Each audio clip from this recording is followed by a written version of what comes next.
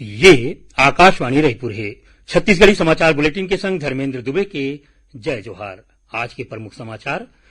प्रदेश में कमती बरसाला देखत खरीफ फसल मन के सिंचाई बर आने आने जलाशय ले पानी छोड़े जाही। प्रदेश में ए बेरा राजनांदगांव जिला ले अलग होके बनैया जिला ला मोहला मानपुर चौकी के नाव ले जाने जाही।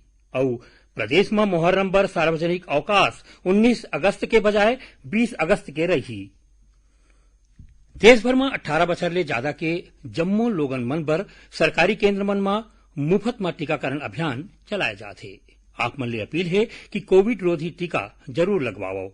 कोरोना महामारी बर कोनो किस्म के कोताही झन बरताओ और ए सरल उपाय के पालन करो। मास्क लगाओ, 2 गज के सुरक्षित दूरी बना के रखाओ, घेरी बेरी साबुन ले हाथ धोवाओ। लोगन मन ला कोरोना ले जुड़े जानकारी दे और ओखर मार्गदर्शन बर राष्ट्रीय हेल्पलाइन नंबर हवय। छत्तीसगढ़ बर हेल्पलाइन नंबर हवय 104 और 0771 2235 संगे संग राष्ट्रीय हेल्पलाइन नंबर हवय 1075।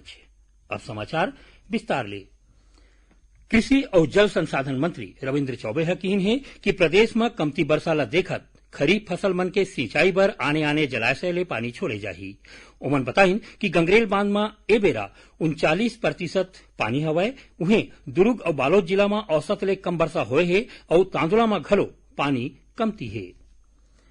प्रदेश में ए बार राजनांदगांव जिला ले अलग होके बनैया जिला ला मोहला मानपुर चौकी के नाव ले जाना जाही। मुख्यमंत्री हा आज राजनांदगांव जिला ले आए एक ठिन प्रतिनिधि मंडल मन ले मिले के बाद एक घोषणा करीन। जानबा के मुताबिक मुख्यमंत्री हा स्वतंत्रता दिवस के मौका में प्रदेश में 4 ठिन नवा जिला बनाए के घोषणा करे है। प्रधानमंत्री नरेंद्र मोदी हा काली बिहनिया 11 बजे टोक्यो 2020 पैरालंपिक खेल बर भारतीय पैरा एथलीट दल के संग वीडियो कॉन्फ्रेंसिंग के माध्यम ले गोट बात करही। 9 ठिन खेल बर 54 पैरा एथलीट मन हा देश के प्रतिनिधित्व करत ही। ये पैरा ओलंपिक खेल में भारत के सबले बड़का दल है। आजादी के अमृत महोत्सव के तहत रायपुर रेलवे स्टेशन में आत्मनिर्भर भारत के प्रतीक के रूप में सरकारी निकाय मन के संग मिलके हथकरघा खादी प्रदर्शनी के संग बिक्री स्टॉल लगाए गए हैं। 22 अगस्त तक चलैया ए स्टॉल ला मंडल रेल प्रबंधक श्याम सुंदर गुप्ता और अध्यक्षा सेक्रो राधा गुप्ता देखिन। ए दौरान ओमन खादी ले बने कपड़ा मन ला बढ़ावा दे बर बुनकर और कारीगर मन डहार ले बनाए गए हैंडलूम और मेक इन इंडिया के उत्पाद के खरीदी करीन। उन्हें पत्र सूचना कार्यालय और प्रादेशिक लोक संपर्क कार्यालय रायपुर डहार ले जिंगल और आजादी के अमृत महोत्सव के फोटो वाले बैनर ले सजे रथ ला हरा झंडी दिखा के रवाना करेगीस। ये जागरूकता रथ 7 दिन तक शहर के आने आने चौक चौराहा में जाके आम लोगन मन में राष्ट्र के प्रति गौरव और स्वाभिमान के भावना जगही। एम्स रायपुर में स्वतंत्रता दिवस के मौका में देशभक्ति के आने आने कार्यक्रम हुई। इस मौका में एम्स रायपुर के निदेशक डॉक्टर नितिन एम नागरकर कहिन कि एम्स प्रदेश के लोगन मन ला बढ़िया इलाज के सुविधा देवत है। पाछू 2 बछर के दौरान कोरोना महामारी और ब्लैक फंगस जैसन चुनौती ले घलो बने ढंग ले सामना करे है। उन्हें नवा रायपुर स्थित एनटीपीसी कार्यालय परिसर में घलो स्वतंत्रता दिवस उत्साह के संग मनाएगिस। इति भारतीय जनता युवा मोर्चा डहार ले आजादी के 75वां बछर में प्रवेश करे के मौका में रायपुर के केनाल रोड स्थित भारत माता चौक में सामूहिक राष्ट्रगान के आयोजन करेगी। देश के 75वां स्वाधीनता दिवस समारोह के उपलक्ष्य में आजादी के अमृत महोत्सव के तहत केंद्र सरकार कतकोन आयोजन करत है। ऐसने जन उत्सव के रूप में आकाशवाणी समाचार स्वाधीनता संग्राम और उखर गौरवशाली इतिहास ऊपर आज ले विशेष प्रश्नोत्तरी के कार्यक्रम चलही। ये प्रश्नोत्तरी प्रतियोगिता 15 अगस्त 2022 तक हर सोमवार और मंगलवार के समाचार प्रभात में शामिल होही। आज के प्रश्न है, महात्मा गांधी ला पहली घाव कौन राष्ट्रपिता कही के संबोधित करे रहीन। श्रोतामन अपन जवाब अमृत महोत्सव quiz@gmail.com ईमेल में भेज सकते हैं। आपन जवाब के संग अपन नाव, पता और फोन नंबर घरो भेजाओ। विजेता के घोषणा काली के समाचार प्रभात में करे जाही। छत्तीसगढ़ी समाचार बुलेटिन आप मन आकाशवाणी रायपुर ले सुनत हो। छत्तीसगढ़ के खबर ले है आपके वास्ता और खबर के विश्वसनीयता ले है हमार वास्ता। आकाशवाणी समाचार रायपुर के प्रादेशिक समाचार बुलेटिन के संगे संग हमार समसामयिक कार्यक्रम आप रेडियो के संग अपन मोबाइल में घलो सुन सकत हो। आकाशवाणी समाचार फेसबुक, ट्विटर और यूट्यूब में घलो हावय।